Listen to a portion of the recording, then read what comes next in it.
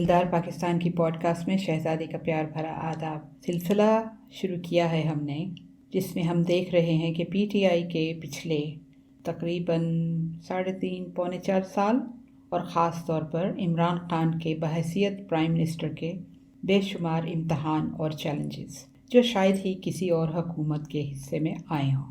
इन पूरे 3 साल 5 माह में शायद 6 हो रहे हैं अब, वज़ीरों की नाअहली, सुस्ती, लापरवाही वगैरह वगैरह की वजह से कितनी तब्दीलियां हुई।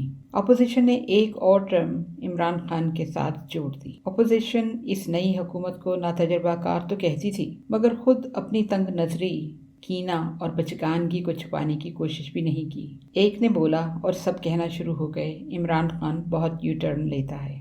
मेरा अपोजिशन को चैलेंज है, तंग गली में कभी यू टर्न न लें और जिस गलत रास्ते पर जा रहे हैं चलते रहें, बड़े शौक से चलते रहें। आजकल क्योंकि सोशल मीडिया का दौर है और हर कोई जिसे बात की पूरी समझ हो या ना हो, जैसा कि बहुत से लोग समझते हैं, वो सिर्फ ट्रेंड फॉलो करते हैं, कई दफ़ा फन के लिए। और यही सोशल मीडिया जो है, खुदा का शुक्र है कि है, जो आज की हुकूमत फैसले कर रही है वो इन्हीं नौजवानों की ज़िंदगियों को मुतासर करेंगे और उनके बच्चों को भी। तो आजकल के नौजवानों को तो खुदा का शुक्र करना चाहिए कि वो आज की हुकूमत में हिस्सा लेकर चाहे सोशल मीडिया के थ्रू ही कम से कम अपने ख्यालात का इजहार कर सकते हैं। ये सोशल मीडिया जो नौजवानों की सोच है और खुले अंदाज से अपने ख्यालात जाहिर करते हैं, ये एक किस्म से ब्लेसिंग भी है, ख़ास तौर पे आजकल की इन्वायरमेंट के लिए। क्योंकि अगर कोई पॉलिटिशियन कोई बात इधर से उधर करता है तो पकड़ लेते हैं उसको, और सीरियस बात भी हो जाती है, ट्रेंड्स भी बन जाते हैं और अक्सर उस दौरान में कुछ फ़न भी कर लेते हैं वो। लेकिन लगता नहीं है कि अपोजिशन को ख़ास तौर पे कोई असर होता है इन बातों का। नवाज़ शरीफ और ज़रदारी के दौर में शायद सोशल मीडिया इतना मजबूत नहीं था या था ही नहीं। थोड़ा सा तजुर्बा तो नवाज़ शरीफ खुद अपने हाथों ही उन्होंने किया, ख़ास तौर पे उनकी ज़िंदगी की हाईलाइट मुझे क्यों निकाला के बाद। खैर, सोशल मीडिया और मेन स्ट्रीम मीडिया एक तरफ, जहाँ तक 2018 के इलेक्शन का ताल्लुक है, हकीकत जानते हुए भी बहुत ज़्यादा कभी किसी ने इस पर बात नहीं की। अपोजिशन का महबूब तरीन इल्ज़ाम है कि इमरान खान सिलेक्टेड वज़ीर आज़म है। बिलावल ज़रदारी ने कितनी दफ़ा ये इल्ज़ाम दोहराया है, शायद अपनी तकलीफ़ की वजह से कि उसे क्यों नहीं चुना गया। वैसे तो CV लेकर 1-2 चक्कर तो हो ही गए उसके अमेरिका के, इम्प्रेशन तो यही मिलता है। बीच में सब ये बात जानते थे कि हुकूमत के ख़जाने का हाल क्या है। यही वजह है कि अपनी असलियत जानते हुए इलेक्शन जीतना भी नहीं चाहते थे, वरना तो इन दोनों पार्टीज के पास इतना पैसा है, बिरयानी की देगों के मुंह खोल देते, कीमे के नानों से उन सब सेल्फ प्रमोशनल बोर्ड्स को सजा देते। इलेक्शन जीतने के लिए उनको भी पता था कि पेंदा उसको हम जहां तक खुरच चुके हैं और नहीं खुरच सकते, अब खाने के लिए कुछ नहीं बचा। हुकूमत में आकर कुछ ना कुछ तो करना पड़ता उनको, उतना ही कम से कम जितना पहले किया। आखिर अभी सब बच्चों के पास लैपटॉप तो आए नहीं, उन्हें खरीदने के लिए तो पैसे चाहिए थे। जितने पुल बनाए थे बना लिए, अब बहुत ज़्यादा ठेकों से कमीशन के इम्कानात भी कम थे। चाइना के साथ भी काफ़ी झक मार ली, हिमालय से ऊंची मोहब्बत के गाने भी गा लिए, लेकिन चाइनीज़ इनकी औकात को समझकर कुछ आगे बढ़ नहीं रहे थे, वरना CPEC अभी पहली फेज़ पर ना अटका होता। इमरान खान के कामयाब चीनी दौरे ने तो ये बात साफ जाहिर कर दी है कि वो वज़ीर आज़म की ईमानदारी पर भरोसा करके आगे बढ़ रहे हैं। अपोजिशन को बजाय खुशी होने के, अगर वो असली पाकिस्तानी हैं और उनको पाकिस्तानी होने पर फ़ख्र है और वो पाकिस्तान की बेहतरी और तरक्की चाहते हैं, इतने सालों से झके मार लिए हैं, PDM भी बना लिया जो आखिरकार सिर्फ एक पापड़ निकला, आपस में इत्तेफाक नहीं। अब जो माउथ पीस TV पर बिठाए हुए हैं वो पूरी डटाई से अदम एतमाद की बातें करते हैं। अब तो पाकिस्तानियों को खुद सड़क पर निकलने का वक्त आ गया है। अदालतें इनके केसेस को तारीख पर तारीख देती जाती हैं। सब सबूत होने के बावजूद शहबाज शरीफ बचते चले जा रहे हैं। आज कुछ हंगामा हुआ था, उसको देखने का मौका नहीं मिला। इलेक्शन कमीशन लगता है अपनी वफादारी निभा रहा है, लगता है वो भी अपनी अकड़ में अपनी अथॉरिटी जिताने पर तुले हैं, और ये भी लगता है कि सिस्टमैटिक तरीके से आहिस्ता आहिस्ता PTI को इलेक्शन से पहले कमज़ोर करने की साजिश भी है कुछ। लेकिन असल बदनसीबी पाकिस्तान की है। कायदे-आज़म ने मुल्क बनाया था ताकि मुसलमान कभी किसी के ग़ुलाम बनकर न रहें, अपनी आज़ाद रियासत में रहें। लेकिन उनको ये नहीं पता था कि आज के मुसलमान पैसे पर बिकते हैं।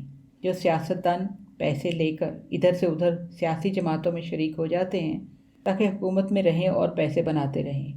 काश के पाकिस्तानी उनको आइंदा वोट ना दें, उनको पहचान जाएं, उनके खिलाफ खड़े हों। ये लोग किस मुंह से अपने आप को मुसलमान कहते हैं? क्या रिश्वत, मनी लॉन्ड्रिंग इनकी ज़रूरत है, या वाकई उनको खुद शौक़ है, या उनके पीछे भी किसी औरत का हाथ है उनको कामयाब बनाने में? चीन के कामयाब दौरे पर सिर्फ चंद सहाफ़ी खुश होकर बात कर रहे हैं। अपोजिशन तो उसी पुराने रोने पर मसरूफ़ है, वहाँ पे उनकी सुई अटकी हुई है। इस कदर बेचैनी और बदअमनी, यूँ लगता है वो अपोजिशन की रगों में कुछ रच बस गई है। अपोजिशन को कोई तो शर्म दिलाए, कभी तो लोग इकट्ठे होकर इन सबको रोकें। खुदा खुदा करके ऑस्ट्रेलिया की क्रिकेट टीम इतने सालों के बाद पाकिस्तान 7 मैच खेलने आ रही है। पाकिस्तान अपने 75 साल पीटीआई की हुकूमत के तहत शान से मनाने जा रहा है। बाहर के मुल्कों का एतमाद बहाल हो रहा है, ख़ास तौर पर पाकिस्तान पर। इस वक्त खत्ते के हालात के तहत पाकिस्तान का एक मरकज़ी किरदार है जो उसे निभाना है मजबूत और पुरअमन रहकर। और ये अपोजिशन इतनी बदअमनी फैलाने पर तुली हुई है। कहाँ है इनकी गैरत, कहाँ है इनकी हुब्बुल वतनी, कहाँ है इनका दीन?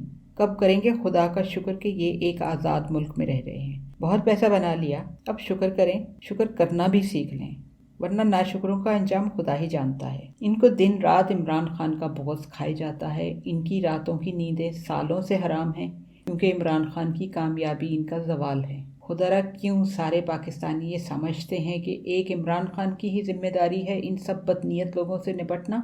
अवाम को हमेशा क्यों पकी पकाई खाने का शौक़ रहता है? क्यों खुशी से कहीं से भी पैसे इकट्ठे करके रिश्वत देते हैं काम करवाने के लिए? क्यों वो इस गुनाह में शामिल होते हैं अपने छोटे छोटे काम करवाने के लिए? पीटीआई को और ख़ास तौर पर इमरान खान को क्यों अकेला छोड़ने का सोचते हैं? इन लोगों की बेकार बातें सुन के क्यों नहीं उठ खड़े होते? अब वक्त है अवाम के उठने का कि हमें मुल्क तरक्की के रास्ते पर गामजन हुआ नज़र आना शुरू हो गया है। बाहर के अखबार पाकिस्तान के लिए अच्छी बातें लिख रहे हैं। सऊदी अरब से लाखों नौकरियों का मुआहदा हुआ है। अभी इन 4.25 सालों में कई लाख नौकरियां पहले ही मिल चुकी हैं। अगर कंस्ट्रक्शन इंडस्ट्री ने तरक्की की है तो इसके साथ कई और कारोबार जुड़े हुए हैं। वहाँ कितने और लोगों को नौकरियां मिली? बिलियन ट्री सुनामी की मुहिम ने कितने लोगों को नौकरियां दी? कितने लोगों ने कारोबार शुरू किए? टेक्सटाइल इंडस्ट्री ने पहले से ज़्यादा तरक्की की। उन्होंने कितने नए लोगों को भर्ती किया अपनी फैक्ट्रियों में?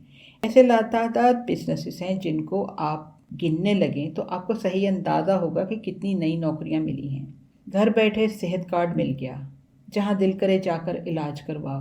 अब तो ड्रामे लिखने वालों को भी मुश्किल आएगी जब उनकी स्क्रिप्ट में शामिल होती थी एक बीमार माँ है, एक बड़ी लड़की है, छोटे छोटे बहन भाई हैं, और फिर वो लड़की काम करती है माँ की और बहन भाइयों की लुक आफ्टर करने के लिए, फिर उसको इश्क भी हो जाता है और फिर शादी नहीं हो सकती। फिर बीमार माँ दुपट्टा लपेट कर कस कर बैठी होती है, मजबूर बनकर, लाचार बनकर।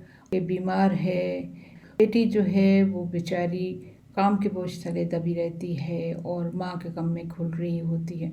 वो स्क्रिप्ट राइटर क्या करेंगे हेल्थ कार्ड मिलने के बाद? अब वो माँ ड्रामे में क्या करेगी? वो सिर्फ दुपट्टा कस के लपेटे हुए दुआएं पढ़ती रहती थी सारा टाइम। जितनी मेहनत इस वज़ीर आज़म ने की है अभी तक, कम से कम इन नौटंकी वालों ने तो नहीं की।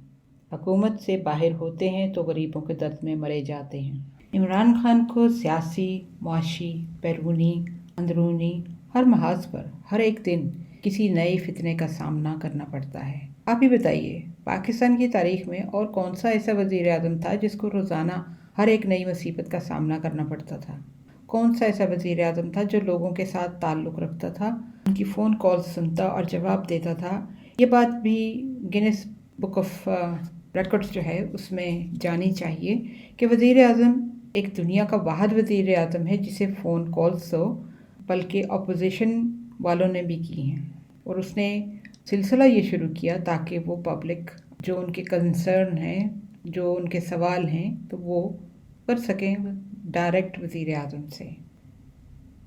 और इसका रिकॉर्ड इसलिए बनना चाहिए कि बड़े मियाँ, छोटे मियाँ, बिगड़ी हुई औलादें, बिलावल और मरियम, इन सब की फ़ोन कॉल्स उनको सुनना पड़ी और बाकायदा ठीक तरीके से, संजीदगी से, प्रोफेशनल तरीके से जवाब भी दिया।